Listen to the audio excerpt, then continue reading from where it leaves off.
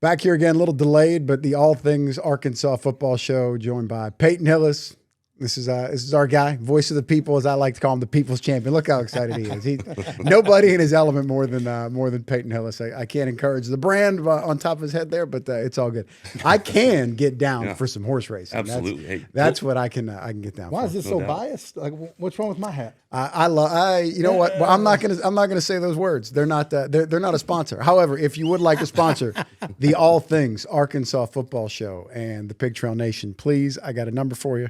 Reach out to my people. Reach out to Peyton Hillis. I'm sure, as Deion Sanders would say, he ain't hard to find. Joined now by Brey Cook. Thank you for coming in, Brey. Hey, glad to be here. Thanks for having me. One of the biggest Arkansas football players of all time. 18 years old. What did you enter high school at? What, 6'7"?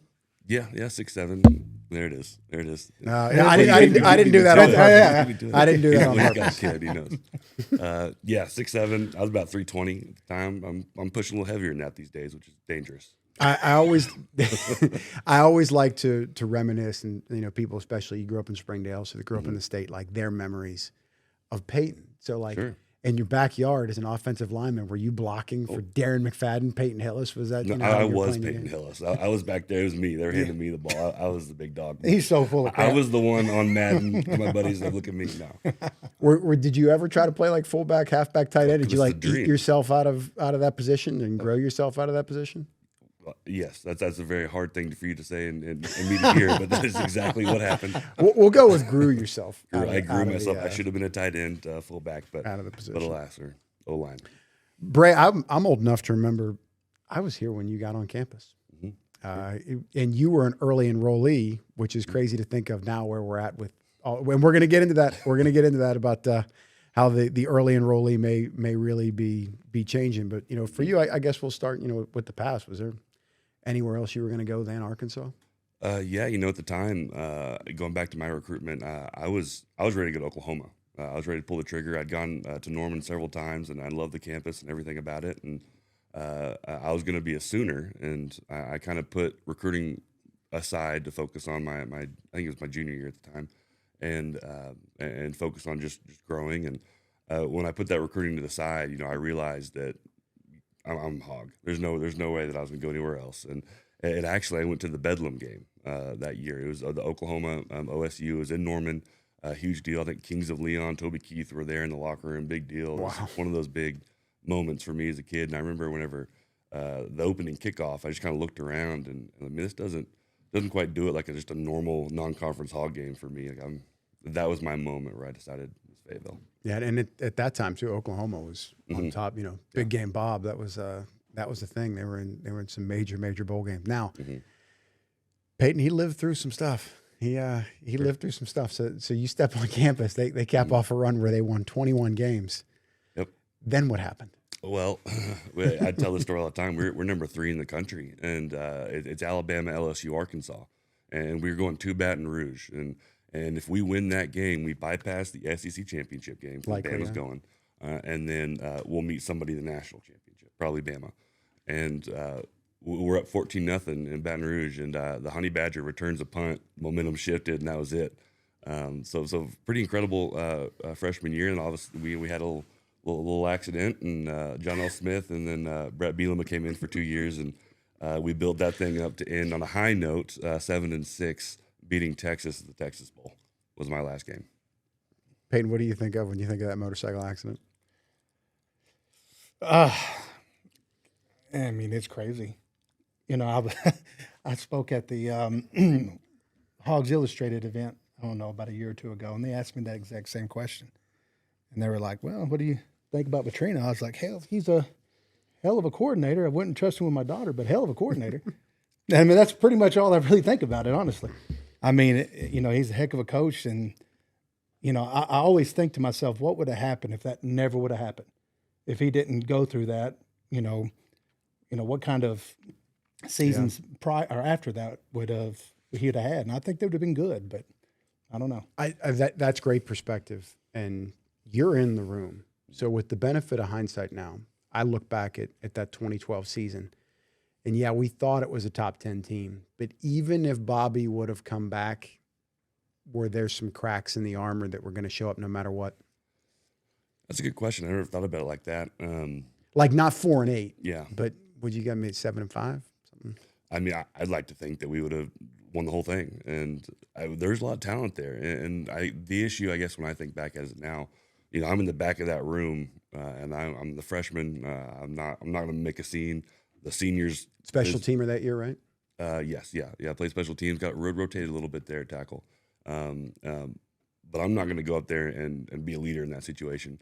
And the seniors obviously very upset with everything going on and what probably they could have had. But you think if we could have just reined it together, and we had so much talent and so many athletes on that team, if we could have just held it together. And I think that was kind of the idea with bringing John Ellen in as well. Mm-hmm. We have the talent, y'all just go out there and play ball, and we just didn't. I thought it was going to work. Mm-hmm. I like retaining all the coaches, the John L thing. I felt it would work. And then to me, this is a good question for you. The two moments that have really reshaped the program to where we are now were either the motorcycle accident or hiring Chad Morris. You're arguing which two of those things was harder to overcome. Chad Morris, for sure. Yeah, I think it kind of changed the identity of the program. Well, it seemed like a long shot anyway. And I know he was a great offensive coordinator there at Clemson, but it just seemed like nothing kind of came together when he was hired. Mm. And it just seemed like after that moment, until now, it just seems like bits and pieces have been missing. And Arkansas needs to try to find that, try to bring that back to the program. And I hope they can find it. I really can. And credit to Sam Pittman for, I think, cleaning up the program, putting it in a better place.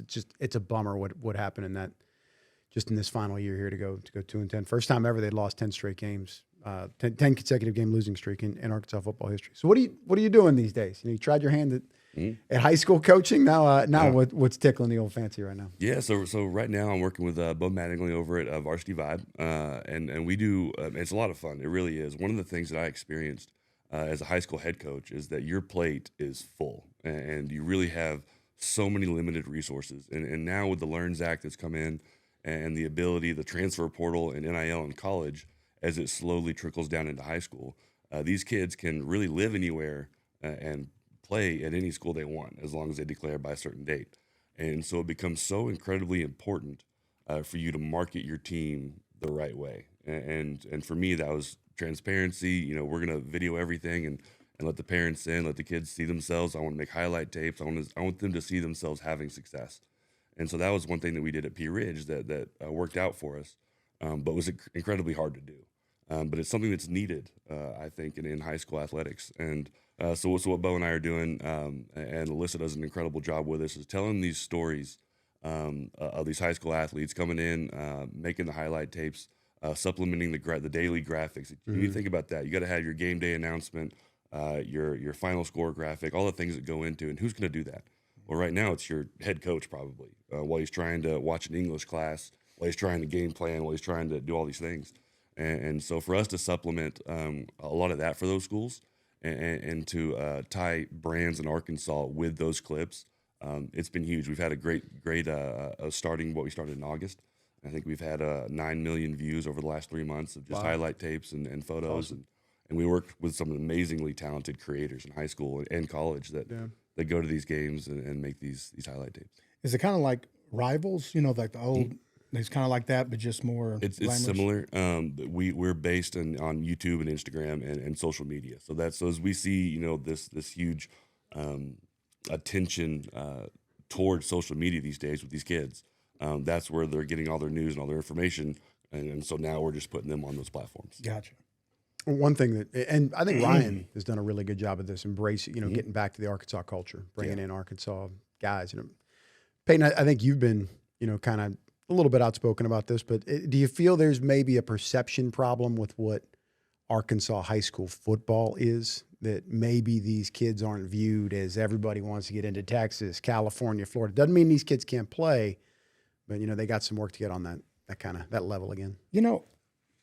It's been kind of weird for me just because, I know there's talent in this state, but as long as I can remember, there's never been, from what people say, just a huge D1, uplift of kids coming out of this state.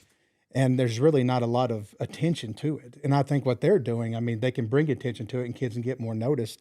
And as time goes on, it's only going to get better and better for kids, by getting noticed. But like I said a couple of weeks ago, it seems like when Arkansas has their best teams, they have a lot of Arkansas kids involved. And that's only because, like him, like me, we grew up here. We kind of always knew we're always going to Arkansas because – that's where our home is. That's where we grew up. That's what we watched. We're Arkansas through and through. And when you have those kids, you're going to have people that are coming to your program that want to be there, number one, and they're going to give their all and not just worry about a dollar amount. To you as a kid, was Mitch Mustaine a hero before? Clint Sterner was a hero. Yeah, no, I've got a bunch of signed footballs. I've been around a lot of the game for so long, and I've been around some incredible athletes. But I got that 05 Springdale football up.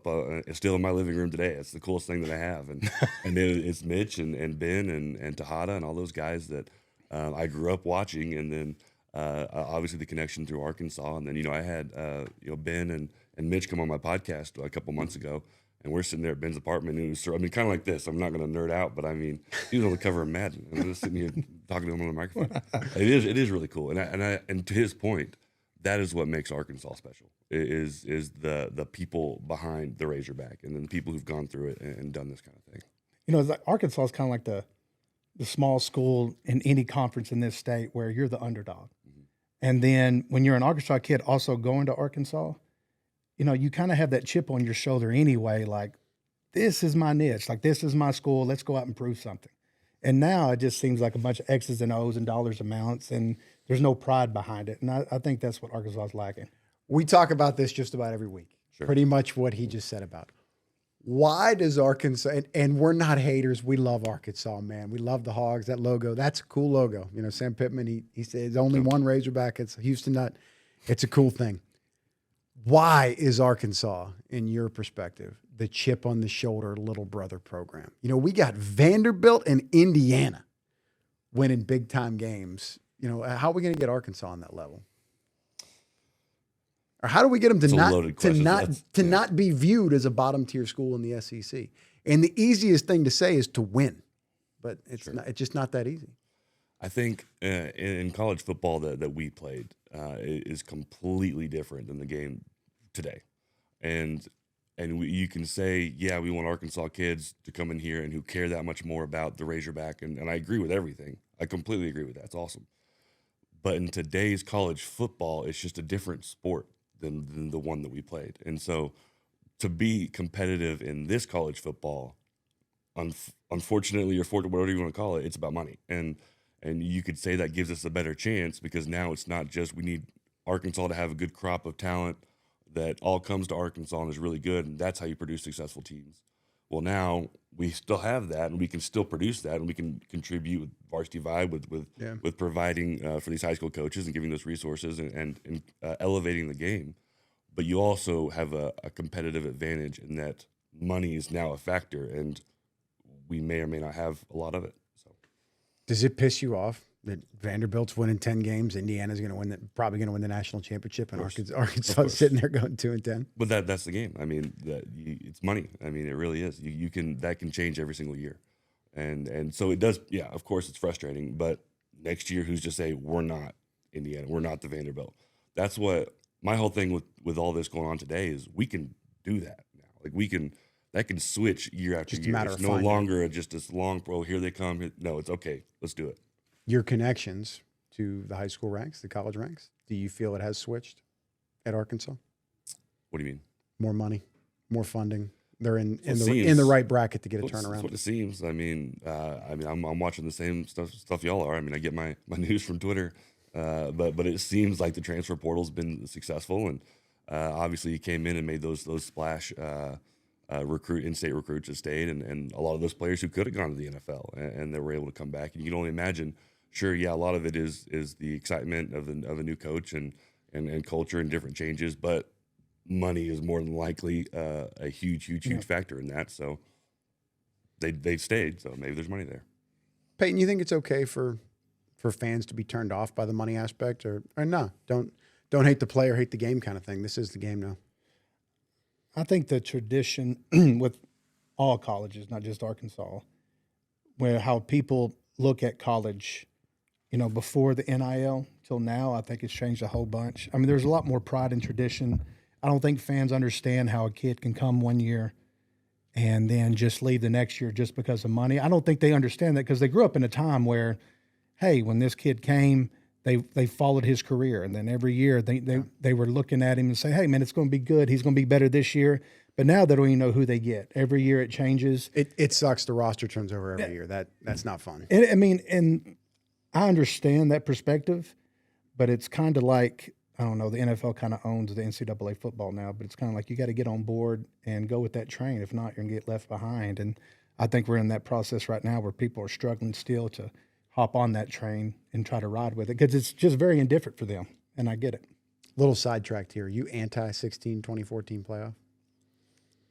Just throwing it out there. You don't care? No. I mean, Arkansas's got a better if it's 16 or 24, right? I think it's the most idiotic thing. Are you okay with 12? Or you think 12's too many? I think 12's too many. 8? What are you? I just think when you're talking about, like, as far as next year, Arkansas has 9 SEC games? And Utah. 10 power games. And then if you're playing in the national championship, you're playing just as many games the NFL does.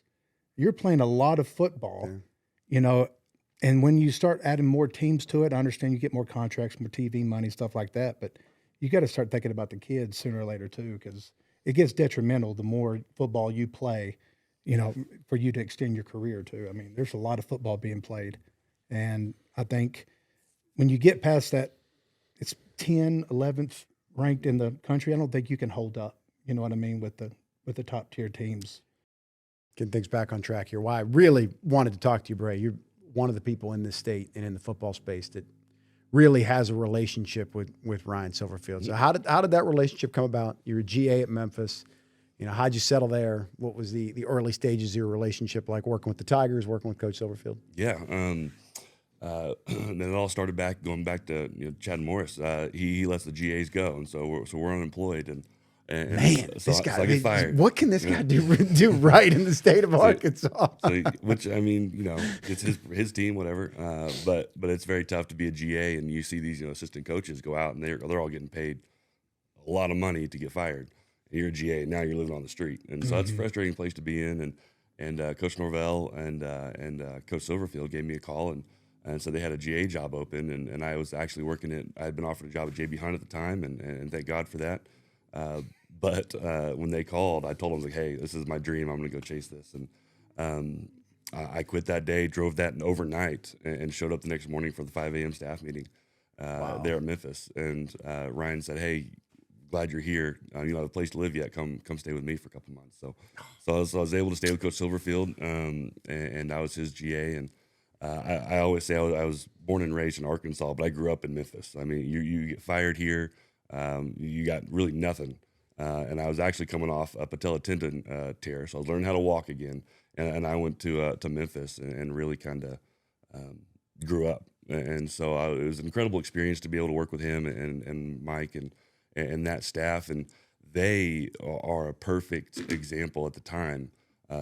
There was no facilities. There was about 5 open football fields, and that was it. And you had to work across town, and you saw the stuff that they did. What do you mean by 5 open football fields?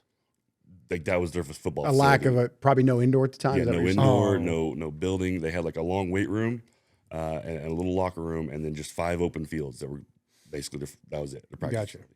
And so we had to drive across town and all these things, and basically you did a whole lot with very little, and they had a lot of success there doing that. And working for Ryan was eye opening, and I learned a lot, and I'm glad I did. Did you have you talk about eye opening there? Did you have a moment like working with him or anything like that early on? Like, man, this guy's got it. He gets people, he gets coaching, he gets development. Yeah. That was one of the things that I appreciated about Ryan was there was no detail, and this stems a lot from Norvell too. There was no detail that was too small to be corrected, and that was something that as at Arkansas you might you see something, but you're a young GA. How are you going to correct it the right way? And then you get to Memphis, and it's no, that is wrong, that is incorrect. This is how we have to do things. and it obviously showed a lot of success whenever you did follow that. Everyone knows that, but it's easier to sit here and say it on a podcast than it is to go out there and live it every single day in a city and on a team like Memphis. And that's what Ryan does. Is he's gonna have that personality, and he understands the picture of Arkansas football, but he's not gonna let things slide. And I think that is what is extremely important, is that balance of coaching and building relationships. And in today's game, that means fundraising. Do you worry about this? In Memphis, he's the Cadillac program. Mm-hmm. They've got the resources compared to their competition. Here, it's not like that. Is it? What would our competition have that we don't? Money. Georgia, Alabama. Tradition, Auburn, talent. Auburn, Florida, Tennessee. I mean, it's hard. I'd argue tradition. To keep up with those kind of things. They have tradition. I think we have everything else. Yeah, ask him your question. Which one? The one that we talked about last week, and we talked about just before we came on the air. The give me blank. Go ahead, ask him. Yeah, I don't remember. Refresh my memory. Give me a couple reasons why we should believe. No, and I mean that from the university's perspective. Okay, like I'm not talking about Silverfield, because, like I said, he's here. We got to support him, right? We don't know. He may come in and completely destroy all I think. But what I'm asking is, like, when I hear from people like, man, Peyton, like, why are you so negative? I don't think you're negative. No, listen, why are you so negative on this? What do Arkansas fans have to be positive about up to this point of why we should be excited, or that we should be settled in this decision? I don't see that yet. I got some things to rally around, which we talked about. Bray, what gets you excited about what you've seen these last 6-8 weeks? I think to address what you're saying is you're not wrong. Like, there's a lot of frustration, and I think everyone has seen it, and a lot of people have lived it the last for however long. I think for me, it's what can I do about it, and how can I contribute in a way that is meaningful to help build this brand to what we all think it should be and where it is. And so that means you're going to start coaching. It means I'm going to start supporting, and if it means supporting high school athletes right now, which is what we're doing. Yeah. I mean, that's going to elevate high school football. That is going, if we can do something to help our alumni, to help our high school coaches have resources. I mean, we can do stuff like that.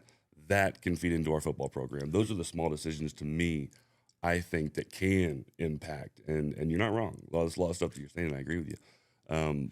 But I think there's a lot that we can do to build the hog, if that makes sense. And to your point, things to be excited about. I mean, those kids flip on day one. We have kids who could go to the draft who stay, and that indicates, like we were talking earlier, is that there's money somewhere, and these kids are getting paid. There's a reason they stayed, and we could argue that maybe it's because they love Ryan or they love the hog. And I'm going to say I'm sure those things are all true, but there's probably a lot of money involved there, which is very promising to me for what's coming. Like, I agree with you. I think there's a lot of things, a lot of small things that we can do to uplift this program. But like a lot of me is asking myself, like, what are the things we're doing, and are they the right decisions? Because, I mean, it just seems like, especially the past decade, I mean, Yurachek comes out and says, hey, we are not ready to compete for a national championship. Well, then what have we been doing for 8 years, right? Like, things like that to me are making me question if this program's heading in the right direction. Okay, have we been making the right decisions? Because our athletic director has been saying we haven't been, and he's been at the helm now for 7 years? Mm-hmm. And so those are the things that concern me. Not as much hiring Silverfield, if he can be the right guy, or if he's making the right decisions. I'm talking about the top-notch branch at the university. Are they trying to win? Are they doing the right things? Because if they don't give Silverfield what he needs to win, it doesn't matter what he does. Sure. Yeah. You know what I mean? Like, that's what I'm worried about. And from what I've seen in the history, the past 10 years, the head notch staff has not been doing that. I think it's really hard in this day and age, whatever day and age, no matter how great of a coach you are, to overcome a talent deficiency. Mm-hmm. Like what he said, what kind of concerns me is, is there's so many hands in the pot where I don't think that the head coach, unless he has full reign, unless he has, 100% responsibility of how the football season or that team, what they're going to do, I think it's hard for anybody to be successful. I mean, when you have 20 people telling you what you can and cannot do, or, this is kind of money we'll give you or not give you, it's kind of like it's going to be very hard to be successful. I mean, I'm a history buff, a military buff, and I don't know a lot about the Civil War. But when Grant got the helm from Abraham Lincoln, he was like, "Whatever you need, I'll make it happen." And he ended the war, in a quick 6 or 8 months. And I feel like, I know football's not war, but if you give the helm to the head coach and let him have full reign, he's going to be a lot more successful than if you try to put stipends on him and say, "Hey, this is what you can and cannot do." And I feel like that's what Hog sports or Razorback sports have. I mean, I wouldn't think you see that at Alabama with Saban. I'm pretty sure what Saban said, it goes. And the same thing with, I'm losing my mind. Who just went to LSU again? Lane Kiffin. Yeah, Lane Kiffin. Crap, I'm losing my mind. But the same thing with him. I'm pretty sure he's going to have a lot more free range than probably Silverfield will at Arkansas. You know what I mean? You think? I would think so. I mean, because LSU has money. And they just blow money like I've never seen. They fired a coach for $50 million, Yeah. and they hired a new one for $90. Where do you get that money? I mean, where do you get it? He said Arkansas's got what these other schools have. Oh, no, they do, but they don't. Like what we talk about the Waltons. They bought the Raiders, With Broncos, yeah. Broncos. I mean, come on. Their logo's on the field. But they don't give none. They give money to the University of Missouri, but not to the University of Arkansas. Isn't their logo on the stadium? Sure is. Well, I'm on sure. the field. Yeah. And it's on the it's also on the basketball court as well. As is Tyson. Dude, how many so Nashville's a real city. We'll eliminate that one. Also Austin, those guys kind of in place there. How many places in the SEC have 3 Fortune 500 companies within 20 miles of campus? That's what I'm saying, though. I mean, they have the potential. But and those people, have their money. They can do whatever they want with their money. If they don't want to give it to the Walton family, just doesn't want to support athletics. They got a library on campus, all that stuff. They do support athletics. Well, okay, if they don't want to Cody Campbell athletics. But what is the return on investment for them? They didn't get to those seats that they're in and the money that they have because they were just throwing money at things. What do they get when they jump into this program? Bray, I think the number one problem right now in college athletics, and the toothpaste is out of the tube, when you invite all this money in, you have to understand that those people now have influence. Sure. So you know who's running Texas Tech? It's not Joey McGuire. It's not the athletic director. It's Cody Campbell.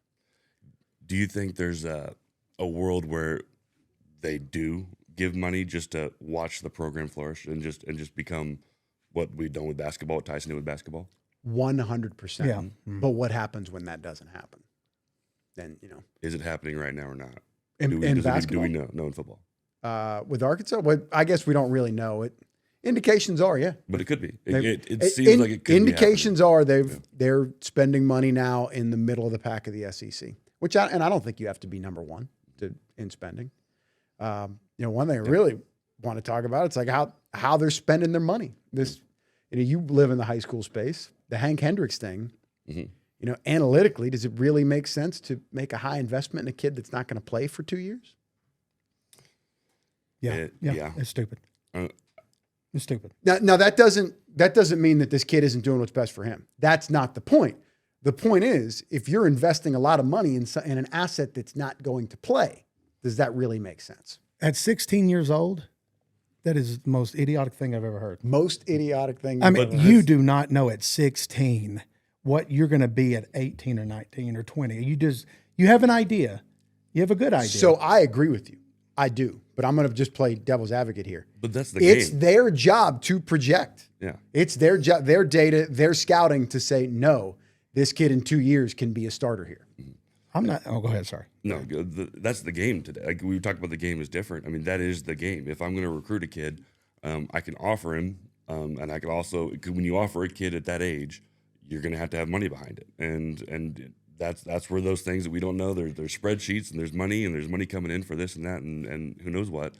There was money there for this, and this was the deal, and it worked out. And if it didn't work out here, it was going to work out somewhere else. And so why not get the kid in our backyard? Well, if he's on board. I think this is what my problem is. How many starts has he had in high school football? I believe he was a 2-year starter. 1 year. Is Bernie's high school outside of Houston? Is that where it was? Positive. His dad was a high school coach in Texas, Shea Hendricks, who's on staff at Arkansas. I keep on saying this. That's not a coincidence. They targeted the kid much like, Bobby Allen was kept by Bobby Petrino, and that had something to do with getting Brandon Allen to Arkansas. This happens all the time. Yeah. In all with high school, whether it's a coach or a family member or whatever. Arkansas is not doing anything different here. He was a starter this past year at Fayetteville. I believe he was a starter in Texas as a sophomore. So he's got 2 years of starting. What was Fayetteville's record this year? 5-5. Sounds about right. They won one playoff game. 12 of 16 teams in 7A make the playoffs. Is that right? Yes, correct. This is in Arkansas football. You win 5 football games as a starting QB. Yep. At 16 years old, you pay him $1 million. Hold on. We don't. We don't know what they're paying him. We don't know. Okay. Do you know what they're paying him? No, but I mean, I've heard some things. But I'm saying we love rumors here at the All Things Football Show. But I'm saying if you get paid some money for winning 5 football games at 16 years old, I'm not saying he can't be great. But what makes you think? It's just analytics. You know, it's just guessing. And so you think he can step in 2 years from now and compete at the best conference in college football? That it seems like a far reach for me. I'm not saying it can't happen. All indications are, and I don't know if you've actually broken down film or you have an eye for talent, whatever it may be, you've seen this kid play. All indications are this kid is special. Well, I'm not saying but he's not. I hate to cross sports because it's not the same. We all are old enough to remember high school players going straight to the NBA. And yeah, we all remember Kobe and LeBron and Dwight Howard, and they were all, and Kevin Garnett. But for them, there's 10 other guys that just took the bag of money and it ruined their development. Mm-hmm. So you do wonder if there's a fear. Basketball's different, though. I hate to cross sports, but it's a good analogy. Those kids saw the dollar signs. They took the money. It's what they wanted. And it may not have been, Brey, objectively, again, to be clear, to listen up, real important. Good for this kid. Whatever they're giving you, go get it, take the money. I would do the exact same thing. And what's in the best interest of this kid, as a parent of a young child, the best interest of this kid is what's going to make that kid happy and what he wants to do. Objectively, is this best for his development? You get to come in, you get to spend your most crucial development years in an SEC program. I mean, you're going to get fed, you're going to get nutrition, you're going to get strength. I mean, there's a lot of resources that are going to pour into him over the next whoever knows how long. And the fact that all this went down, that they offered whatever money it was, we have no idea, whatever money it was offered to this kid. There was an evaluation process. There was, these aren't just like, he's good at Fayetteville. Come on, here's $1 million. Like, there's so much that goes into. They believe there's real arm talent here. They do. And there's whole, departments down there that are evaluating and doing these things. And yes, you can sit here and critique whatever you want. You really can. It's what we do. We have a show to do today. Yeah, we have a show to do today. We entertain the people. But the reality is, there's a rhyme and a reason to the decisions being made down there. And I don't know what it is, and it's not my job to dig. I guess your job maybe. But like I said, if it was me at 16, we all, again, benefit of hindsight. Third time I'm saying this here in the last half hour, whatever it's been. Mm-hmm. Yeah, sure. You could be like, that was a bad decision. I shouldn't have done that. In the moment, somebody's offering me well over 6 figures to come to school. Come on. And what, you know something? Speculation. I could say this with a lot of confidence. He's definitely getting 6 figures. Ain't no way he's going. And quite frankly, this again, we love rumors. We love speculation. The light bulb went off in my head like, that's why they didn't really recruit Kane Archer. They had their eye on this kid as a prep prospect, and they're higher on this kid. And maybe, do you think this, Peyton? Do you think with Hank Hendricks, could there have been a fear that if this kid popped and he really lit it up, well, then maybe it's like, now we told him to wait, now we can't get him. So let's get him on our campus, our strength coaches, our contract, our commitment, and let's start to develop him. Again, it's just a shot in the dark. To me, it's a shot in the dark. Think about a 16-year-old kid on a college campus, too, taking classes, seeing the things you're going to see at 16 years old. I don't think that helps things. Kids don't go to class anymore. I'm just saying, there's a lot of I think there's more negative things that can come out of it than positive things. I'm not saying that it won't happen. I'm saying he could be the greatest QB ever. But I just think at that age, like you're right. If I was 16 years old and somebody offered me a lot of money, I would jump on it too. But I don't think that if I was pointing my son in the direction, I would say, hey, enjoy your high school years. The high school is your best years of your life. I mean, it is great. I mean, I don't know about you, your high school years. I love my high school years. I wouldn't want to miss out on it. My senior year was a lot of fun. Well, I'm just saying, like high school football too. There's a lot. This kid came back for prom. I did. I remember you left early. You enrolled in January. That's right? what I was about to. I was in high school at 17, or in college at 17, and I jumped in for spring, and I was there, and you could say it helped or hurt. I'd say it helped. But you're here too. Yeah. You know what I mean? Like, and Hank is here. And Hank's here, and that's the thing. I wouldn't have graduated early if it was somewhere else. But I was like, it's right down the road. Like if I get homesick, I'll drive 10 minutes up there and have dinner with my family. So that's true too. And so he's got his family here, and to your point, there's negative things there, but I mean. Is he going to eat better with a nutritionist at the U of A, or is he going to eat better at Fayetteville High School cafeteria? What about this side of it, though, Brey? Mm-hmm. He's given up a year of eligibility. It's basically 5 to play 5 now. Like, is that keep the clock going? Maybe you could have made more money, but there's a lot of variables. Yeah, and that can help NCAA. That could change tomorrow. I mean, there's that's true too. The direction with NCAA. There's no telling what this game looks like in 5 years. Maybe there's salary caps. Maybe there's contracts. Maybe there's who knows what eligibility will look like. I mean, it's really difficult to predict what this game will be in 5 years. You know what we should look at with this situation? We talked to Kane Archer, and we're hearing about this Hank Hendricks thing. I think it would be wise for us to keep up with their careers. Of course we will. In the next few years. We keep receipts. And see, because I mean, I know a lot of people are not on board with this, but the King Archer thing to me, as we talked to him, he'd have went to Arkansas just for a scholarship. And then you pay a 16-year-old kid this amount of money, and what if he doesn't pan out? But Kane Archer does. I just think that, again, we're making up numbers here. I just want to make that clear. This isn't my reporting, I'm making up numbers. Say he's getting $500,000 in each of the next 2 years. You can buy a bad, defensive player.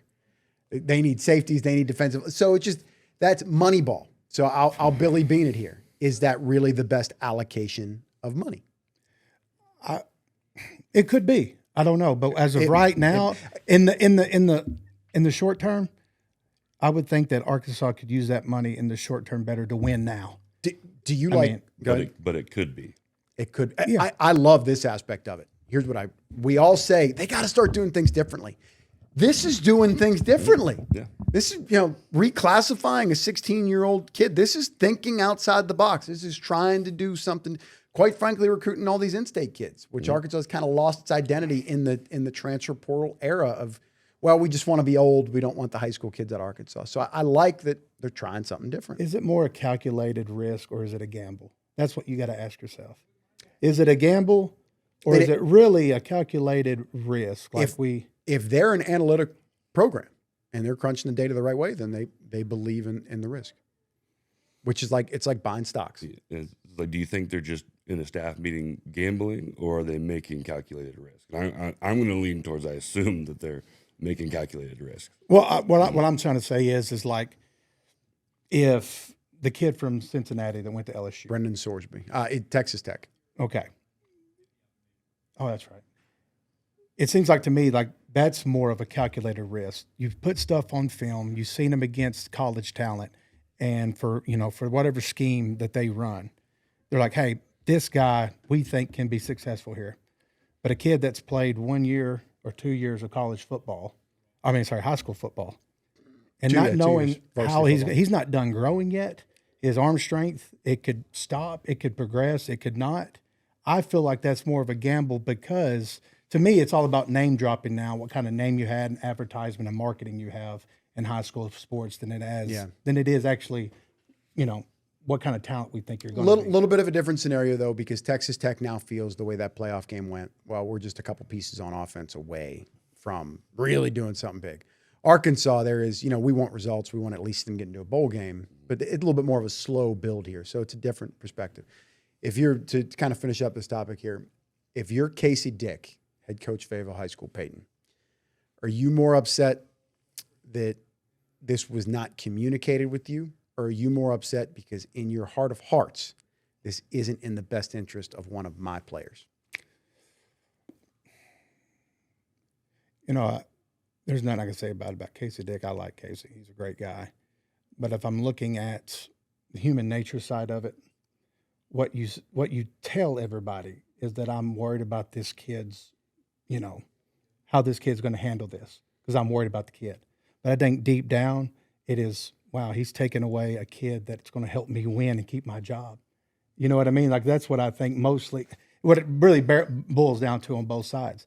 And I know, and for me, I've heard so many different things about this situation. I don't know what's the truth, but I'm thinking, like, if this Hank Hendricks kid, if he really wanted to do this, you can't stop him, and you shouldn't have. I mean, that's what the kid wants to do. I would assume with your children, if this presented itself, you would say, "Hey, I don't agree with it, but you're 17. You're 16. Make your own decision. I can't. If this is really what you guys want to do it."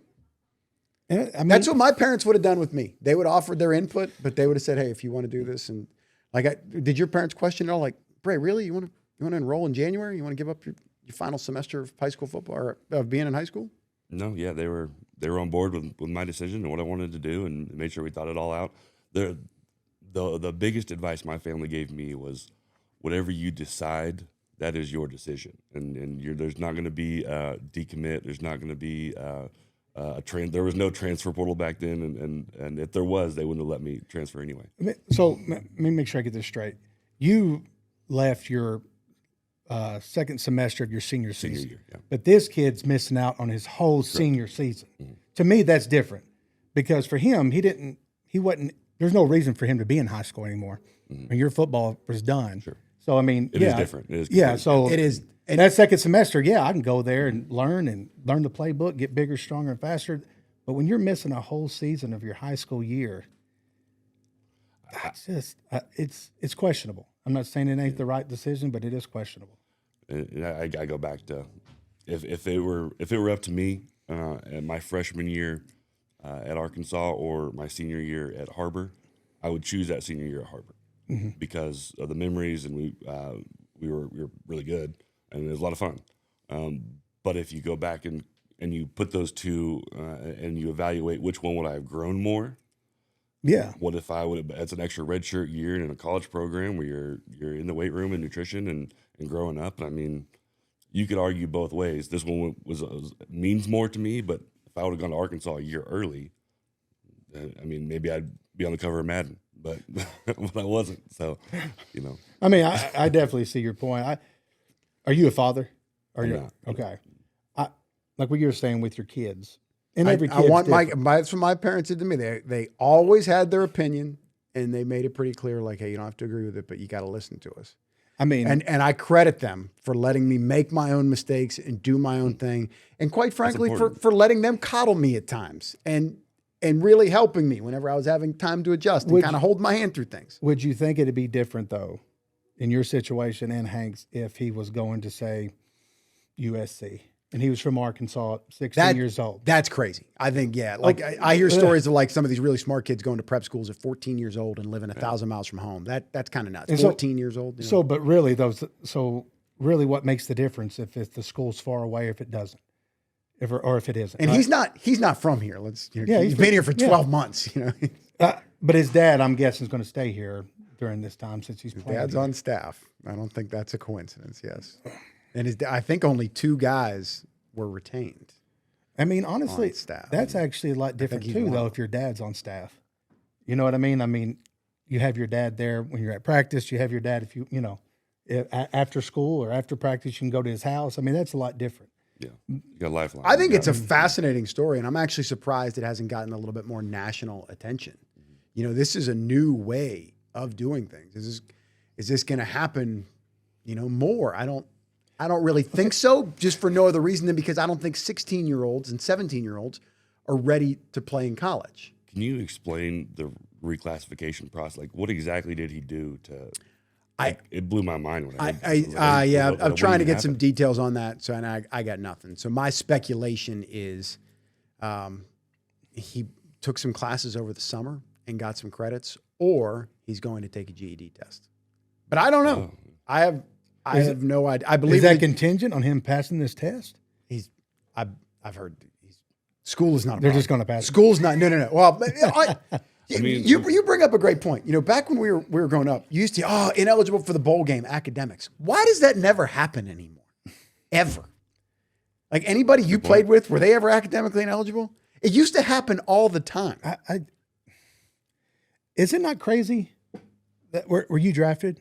No, Okay. undrafted free agent. You went to a camp, right? Mhm. Where were you at? Okay. Commander Redskins. He's making more money at 16 years old than most NFL athletes are making, right? I mean, Brendan Sorsby, $5 million, going to make more than 13 starting quarterbacks in the NFL. okay, like I said, how is this not a gamble instead of a calculated risk? I mean, he is unproven at best, correct? No, I disagree with that. Really? Yeah, I think they've got enough tape on this kid. They see the arm talent. They see the pedigree. There's a little bit of a gamble because, well, what if the arm doesn't develop anymore? He doesn't. Taylon Green. Dude, Incredible in all with aspects. Taylon, all the tangible stuff is there, Okay, man. It looks like that dude's built in the lab. We don't know what's up here with Hank Hendricks, right? That's right. You don't know. You don't. But they didn't know what they had with you either, or Darren. They didn't pay us millions of dollars either. Yeah, you're right. Every single kid on that team. Can't miss team. almost doesn't exist. What's that? I'm sorry. Can't miss almost doesn't exist. And what do you mean by that? Like there's a LeBron. I think you put a label on him as can't miss. But Sure. like, do you guys remember? I'm from Pittsburgh. Y'all remember Terrell Pryor? Mm-hmm. They put can't miss on that kid. What happened?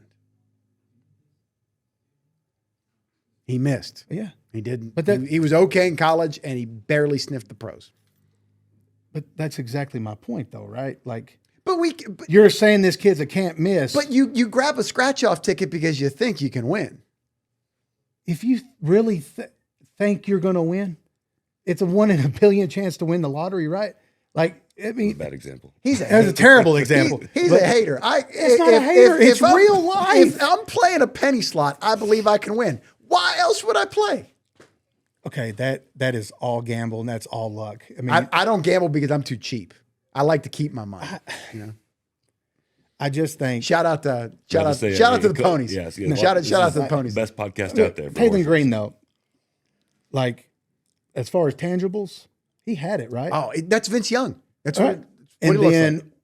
when the rubber hit the road, in the real intense moments, he Felt like folded like it's- a lawn chair. Unfortunately, it felt like when the game was on the line, he just never really had that moment. Okay. But man, he had some flashes. But to build that mental capability or capacity to where, hey, this kid's going to be a winner. Like, I mean, at a young age too, a lot of things can get you down. A lot of things can, knock you off track. But I mean, then again, you see in his situation, he forgoed his last semester's high school and he feels like he'd done him better. I mean, to me, it's a shot in the dark. It could work. It could not. But that kind of money, I just don't think it's worth at this point. I think if Ori came up to you and he said, "Dad, I want to do this. This is what I got," I think you'd be like, "Son, if you want to do it, go for it." I think it from every kid is different. And I don't know what my kid's going to be. I mean, he's going to be in 7th grade next year. And he's a huge kid. And Just he like could his get daddy. he could get a lot of attention and stuff like that. But I'm going to give my son what I think and my perspective, but I will let him make his own decision. Love it. You've got to Love tell him your perspective. Like, son, this is what you're facing. This is what you could face.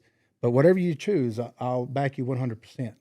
And I feel like I with don't this think- situation, I feel like you're putting a lot of responsibility and stress on a kid to potentially be something great because they're going to push this for the next couple of years. Hank Hendricks, like Archie Manning. I agree. I do agree. But just to be a contrarian here, there's kind of no pressure on him because at best he's stepping on campus 3rd, 4th string. Well, right So now. it's like you got. Whereas Arch Manning stepped on campus and it was this Quinn Ewers should be playing, Arch should be playing. He had to deal with that all the time. But it's going to be the same thing. If the Arkansas quarterbacks this year doesn't produce, we got Hank should be starting. He should be playing next year. It's going to be the same thing. But nobody reasonable, I think, would say that or be like, oh, Hank's got to be the guy. I mean, I don't think so either. us on people say that on a podcast, but Yeah. I mean, Well- the reality is nobody who's making decisions is going to be like, he has to be the one. Like it's not a Manning. No, not right away. But I'm saying they're going to be pushing this for the next couple of years. Like I can't wait till he is here in 2 years. In 2 years, he can start. And then if and then his contract's up. Yeah, and then 2 years. That's probably what's going to happen too. He's not going to play one single game, and they're going to sign him to like a $5 million deal. Or something. That's where college football's got to change. We got to have contracts. We got to have salary caps. We got to have the ability to just regulate at some level. Does that take a CBA? Right. Yeah. They have to be viewed as employees. Sure. You've lived it? Why do you think that won't happen? I think Why do you we'll think have- that's not happening? Because Colleges don't want to view these kids as employees. well, it's above them. It's just it's the governing body. I mean, when are we going to come down and here's the plan for college football moving forward? Right now, it's completely wide open, The wild, and wild so these west. coaches are trying use all of their assets and everything they have at their disposal to navigate this really with like their eyes closed. I mean, there's no road. And so, and you see all these head coaches talking about that. I mean, Eli Drinkwitz comes on and says the game is close to breaking, and he's not wrong. And from my discussions with coaches all over the country, it's everyone feels the exact same way that we do about all these situations, and they are ridiculous. And it's crazy that we're even in this position. And at the NCAA, college football is governed by they seem powerless. There's nothing they can do. Like, oh, you went to junior college. Who cares? Did both you guys redshirt? What's a red shirt? No, I like it. How do you feel about that? 9 game now, red shirt limit? What's the point? Why can't it be 5 to play 5? It doesn't matter. I mean, 9 games, great. Go out and grow. I mean, what's best for the kids? Are they going to be better because of it? Probably. What's best for Hank Hendricks? Get that bag, kid. Yeah, Go get it, dude. Go get the bag, bro. I mean, We're wrapping things up here, just about out of time. Thought Brey to close. Arkansas football. What do you view as a good year? We all want 8-4, beat a ranked team or two, go to a real bowl game, maybe be a bubble team. Realistically, where do you think they're at? I'm going to give the coach answer on this, and that I want to see a university all in on Coach Silverfield and what he's doing, and everything at his disposal behind him, and really, they say one Razorback, one hog. I want to see this state come together and support a program, regardless of how we feel about where college football is today, and as many voices as we can in the same direction. What I hate to see is us attacking ourselves, right? Alabama's gonna hit us in the mouth just as hard. We don't need to hit ourselves in the mouth, right? And it is what it is in some of these situations. So I want to see for an Arkansas Razorback team to have success is for the fans, the people, the coaches, players, and to see a university bought in. In your opinion, what can happen for the fans to say, you know what, I can get behind this. I think this is a good path for us right now. What does the university or the coaching staff have to do to make sure the fans rally behind them? I think it's put a product on the field that we're proud of, and I mean that means flying to the football. I mean it means doing those little things right. It means you watch that game. I go back to the Notre Dame game, and the team that took the field against Notre Dame was not. I was checked out. It was checked out. They were done. They didn't even. There was no chance for us to win that football game. There never was, and it had nothing to do with Notre Dame. Mm-hmm. And so that is what, and I think a big part of that is they all knew what was about to happen, and they knew what was about to happen because everyone was saying it was going to happen. But how did 13 days before that, they played Ole Miss and Trinidad Chambliss, and they had the 20-yard line down 6. know. How in 13 days did we get to a 43-point loss? It's how did we get to you're not going to have a head coach We lost to tomorrow? Memphis. Yeah. We lost to Memphis. Yeah, if they would have beaten Memphis, the Notre Dame game probably would have been a little bit different. Not saying they would have won. It would have been different, yeah. I go back. I had us beating Ole Miss, and I had a feeling that Memphis was going to come and bite because I've seen Ryan. I know what they're doing at Memphis, and I knew that we as a state did not look at Memphis as a real challenge. If that makes sense. We were overlooking them, and I could see it in me. All of us were saying the same thing that week leading up. And I said, "Man, this is going to be the one that gets us," and it did. And And like I said, if we can go out there and put a product on the field, it's the exact opposite of that Notre Dame game. That is okay.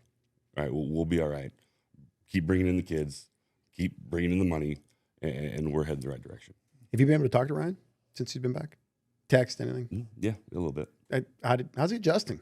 You know, he's got 11-month-old daughters and a wife and finding a house and working 20-hour days. And I know, it's going to be hard for him to find a house with that salary, right? In this economy, come on. How's he handling life here, man? Does he seem happy? Seems to be, from what I've talked to him, they're busy. I mean, and knowing him and knowing working for him, it seems like he's really burning the midnight oil. Yes, that's one of those things. You're not sleeping, especially this transfer portal. I mean, they've been down to 2 weeks, which is crazy. I imagine that staff is not sleeping. They are all on 24/7, trying to bring those kids in. And then of course, and you got the kids on campus. I mean, you still got kids going through weights and signing up for classes and all the normal head coaching duties. So. Got it. Peyton Hillis, Brey Cook, All Things Arkansas Football Show. Check out Brey Cook with what they're doing over there. Big Things, Varsity Bob, really giving some great exposure to some high school athletes here in the state of Arkansas.